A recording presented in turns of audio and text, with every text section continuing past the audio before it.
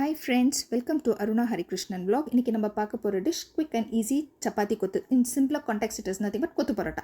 என்கிட்ட டைம் இருந்ததுனால அதை நல்லா நைஃப்பில் சாப் பண்ணிக்கிட்டேன். இல்லைனா நீங்கள் பிச்சு போட்டுக்கலாம்.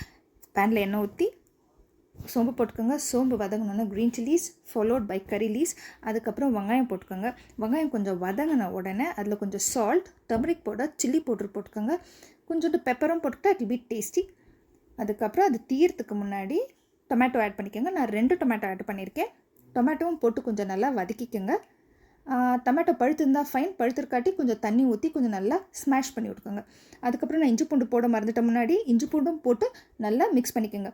தென் followed by how many hour egg உங்களுக்கு தேவையோ அது போட்டு கொஞ்சம் மிக்ஸ் பண்ணிக்கோங்க. அது ஹாஃப் பாயில் ஆகிறதுக்கு முன்னாடி பிச்சு வச்சுருக்கோம் இல்லைங்களா, அந்த சப்பாத்தியை போட்டு நல்லா மிக்ஸ் பண்ணி வச்சுக்கோங்க.